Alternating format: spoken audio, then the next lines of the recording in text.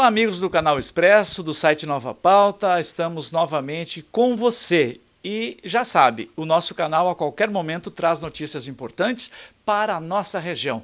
Hoje a matéria aqui no Fórum de Santiago. Vamos ouvir as juízas, principalmente aqui a doutora Cecília Laranja da Fonseca Bonotto, que lida com a criminalidade. É a vara aqui das execuções criminais. E ela acabou de sair de um júri muito importante na região e também vou aproveitar o momento para perguntar a ela como estão os trabalhos aqui no Fórum. Também a Justiça de Santiago muito ativa, cuidando dos trabalhos de toda a região e uma perspectiva para nosso ano que se inicia, 2019, perante a tanta violência nesse nosso Brasil, embora Santiago ainda seja uma cidade que possa dizer que tenha relativa calma. Tudo bem, doutora? Muito sofrido esse júri, muito trabalho, virou a noite e a gente veio aqui fazer essa matéria. Pois é um prazer recebê-lo aqui então, João Lemes. Gostaria de cumprimentar então os ouvintes do Canal Expresso, os leitores do Jornal Expresso e do site Nova Pauta. Como tu bem, então, já abriu a nossa fala hoje, né? Nós acabamos de terminar um julgamento de um fato ocorrido em novembro de 2015, onde havíamos 3 réus presos desde aquela data, lá de novembro de 2015, pela prática de um homicídio que foi qualificado, tendo sido reconhecida 4 qualificadoras e mais outros delitos conexos. Começamos o julgamento ontem às 8 da manhã e terminamos hoje 2h30 da tarde. Na minha carreira, eu como magistrada há mais de 17 anos, a maior parte do tempo em varas criminais, com júris, né? Nunca tinha tido essa experiência de um júri tão demorado. E isso se deu em razão de que eram 3 réus e 5 fatos. O que, computando os tempos de falas do Ministério Público e das defesas, a gente sabia já de antemão que dificilmente conseguiríamos finalizar esse julgamento em um só dia, né? Mas a gente também não pode adiantar o que vai acontecer em plenário, né? Então, a gente só teve certeza de que se prolongaria por mais um segundo dia ontem, quando era 8 horas da noite. É verdade que a expectativa era grande em torno desse júri, mas quando se trata de réu preso, por exemplo, a senhora se despreocupou agora em relação a réus presos, ainda tem alguns júris que já no início do ano terá em função de réu preso, que tem que andar mais rapidamente. Está tranquilo agora dentro de tudo em dia na vara das execuções, com esse grande júri agora encerrando o ano de 2018? Eu explico que esse processo foi um processo em que demorou tanto tempo para ficar pronto para julgamento, porque houve um recurso para o STJ. E esse processo ficou em torno de 1 ano no STJ. Então, em razão disso é que houve essa demora para o julgamento. Porque nos processos de réu preso, nós sempre estamos priorizando pautas para julgamento, né? E, inclusive, eu estou saindo de férias, agora tão logo termine o recesso, retornando, a minha ideia seria somente em março, mas vou ter que interromper minhas férias dia 6 de fevereiro, justamente para fazer um júri de réu preso. Olha aí, e segue, né? Doutor, há pouco nós vimos a Casa Prisional de Santiago como uma das poucas no Brasil a dobrar sua capacidade. Uma obra que a doutora Cecília, em função aí, em conjunto com a Sociedade de Santiago, também a SUSEP, conquistou isso para Santiago. E nós já soubemos de antemão que depois daquela reforma, doutora, que praticamente duplicou as vagas, duplicaram-se as vagas no presídio, já entraram mais 60 e tantos réus, né? Presidiários estão encarcerados. A violência vem crescendo, doutora, e a justiça vem fazendo o seu papel. Mas o que a senhora espera para 2019, com tudo que vai acontecer no Brasil, com novos governantes, com o Sérgio Moro, símbolo nacional lá? Será que o presídio está conseguindo ressocializar esse pessoal, a reincidência, tantos jovens que hoje estão enfrentando as polícias? Nos façam apanhados sobre essa situação. Inicialmente, só para esclarecer, esses presos que entraram no presídio depois de pronta a casa prisional, na verdade, eles já eram nossos, né? E que eles estavam deslocados para outras casas prisionais por falta de espaço. E eles permaneceram assim durante toda a obra do presídio. Então, nós tínhamos presos nossos que estavam em Santa Maria, São Luís, São Francisco, Jaguari, mas que eles já estavam... eles já pertenciam à nossa população carcerária, entretanto, não estavam presos aqui. Agora, o que aconteceu foi eles simplesmente terem voltado para casa, vamos dizer assim, né? Com exceção desses últimos, dessa última operação, em que foram cumpridos alguns mandados de busca e de prisão preventiva, né? E que daí, sim, poderia se considerar uma nova massa carcerária, né? Em relação ao ano que se aguarda, o ano de 2019, todos nós esperamos que seja um ano com um pouco mais de paz e sossego. Entretanto, a gente sabe que naquelas comunidades em que a droga conseguiu entrar, e principalmente o crack, esse sossego não vai ser conquistado a um curto tempo. O crack é uma droga que avassala famílias e a sociedade. Então, acho que muito mais do que um problema de justiça, nós temos um problema de saúde pública. E enquanto nós não tivermos condições de enfrentar a questão relativo ao vício, né? A utilização de entorpecente com um poder de degradação tão grande quanto o crack, nós não vamos conseguir ter uma diminuição da violência. Eu, como operadora do direito, muitas vezes fico profundamente entristecida de ter que fazer alguns julgamentos e ter que condenar pessoas que eu sei que, se não tivessem sob aquele efeito do uso do entorpecente, não teriam praticado aquela conduta delituosa. Mas, como a pré-utilização de qualquer entorpecente não é causa de exclusão de pena ou de imputabilidade, para níveis de direito, né, isso não importa. Então, enquanto nós não tivermos uma sociedade sadia, nós não vamos estar livre da violência. Quando a senhora foi no Chile e viu o sistema deles, o trabalho deles, a senhora até elogiou outro dia, alguma ideia que possa ter trazido para o Brasil, para suas palestras, para os seus estudos? Abriu-se uma perspectiva, pelo menos para a senhora e o seu grupo de trabalho? Sim, a gente sempre aprende com as experiências que dão certo, né? E acho que é importante a gente poder fazer um feedback da atividade da gente e ver o que vale e o que poderia ser feito de uma melhor forma, né? Eu fiquei com muitas ideias a respeito do que eu vi lá. Tem algumas circunstâncias, tem algumas atividades que a gente não conseguiria adotar até em razão de ausência total de meios, né?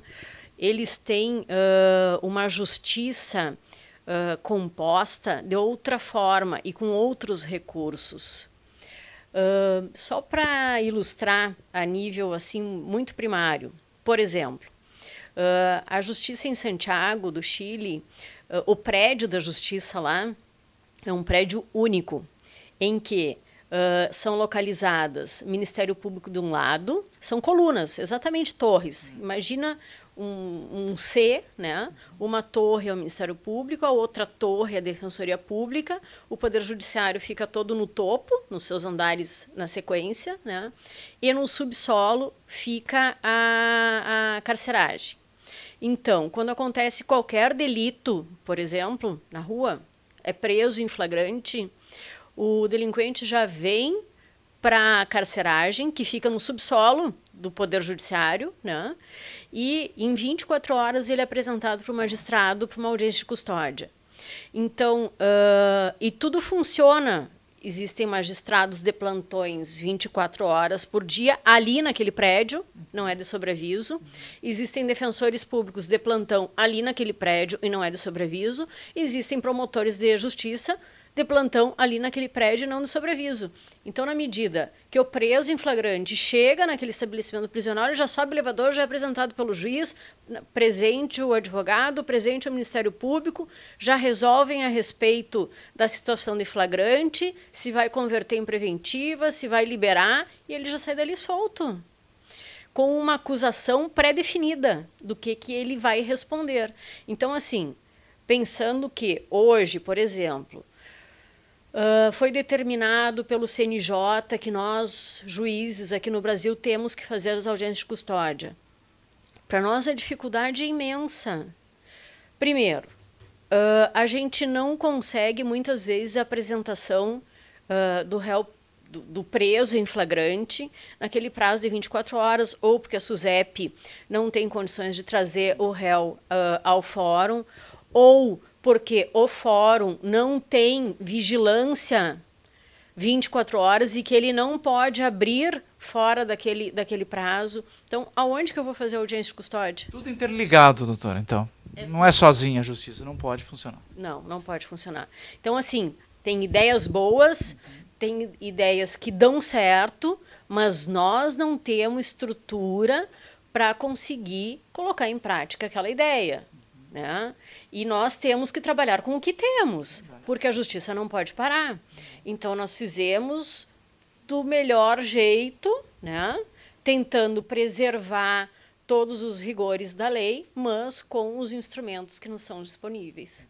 E aqui é o número, quanto ao número de processos, o fórum acumulou muito mais do que a normalidade, a vara criminal conseguiu dar conta, e agora 2019, então, para a gente arrematar, algumas ideias novas que a senhora tem aqui para o próprio prédio do fórum, que ficou magnífico e mais tranquilo, numa zona nobre de Santiago.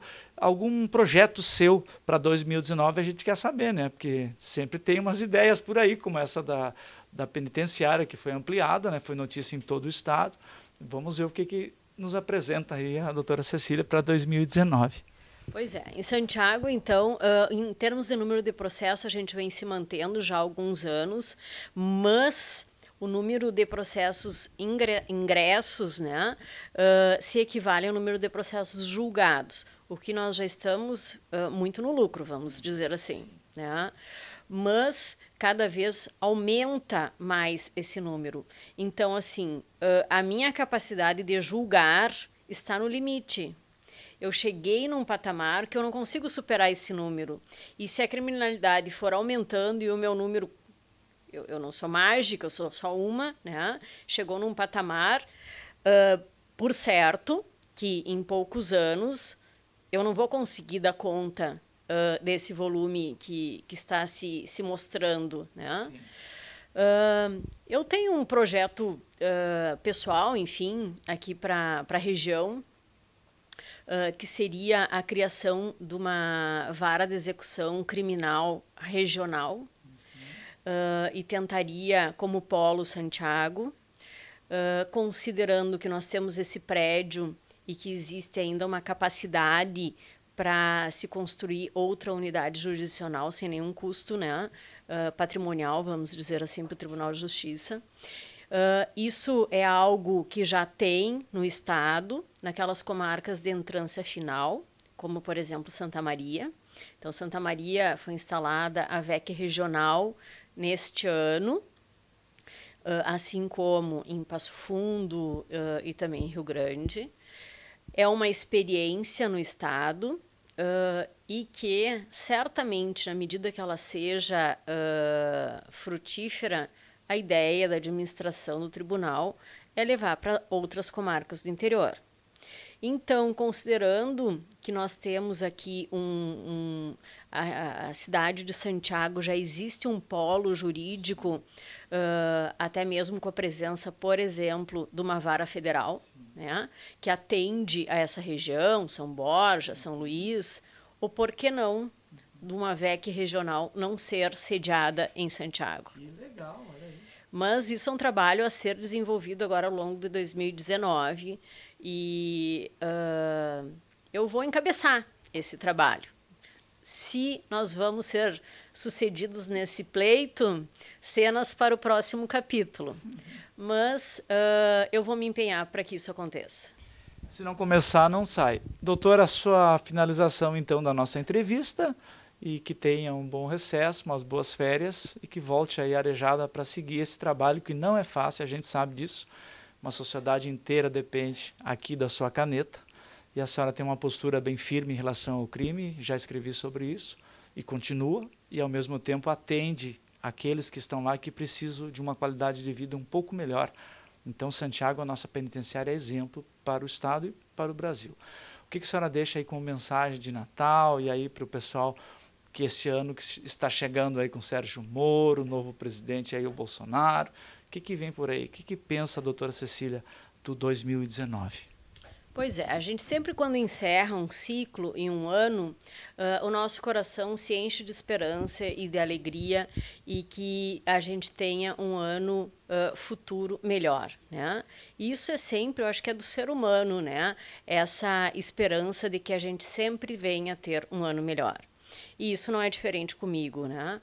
Eu gostaria de deixar uma mensagem, então, de paz, de harmonia, uma mensagem para que entre nos lares de todas as pessoas, no sentido de haver menos conflito familiar, né? Preservar a integridade das nossas crianças, a integridade não só física, mas também emocional, de não presenciar violência doméstica. E tenho certeza que com a chegada de novos governantes, independente da posição política de cada um, esse ato de esperança que a gente tem por dias melhores vem mais forte. Então, o que podemos deixar para o ano que vem é que vamos tentar fazer a nossa parte, né? Não praticando violência, evitando, então, conflitos entre vizinhos, evitando conflitos familiares, buscando auxílio em tratamento para algum tipo de dependência, seja de álcool, seja de entorpecente ilícito, para que a nossa sociedade, as nossas famílias fiquem melhor. Muito obrigado. E eu desejo para a senhora um bom trabalho nesse ano de 2019 e nós continuamos à disposição para qualquer informação, para o que seja preciso para toda a nossa sociedade regional. Um ano com menos violência, um ano com mais entendimento, com mais amor, com mais conciliação. É isso que a doutora pede, porque quando chegar na sua mesa, tem que tomar a decisão. E às vezes não é das melhores para alguém. Muito obrigado a você, obrigado que você nos assista com outras matérias ao longo de 2019 e principalmente agradecer a esta juíza que tirou um pouquinho do tempo da sua agenda para nos atender e para falar com você, telespectador. Muito obrigado e até uma próxima oportunidade.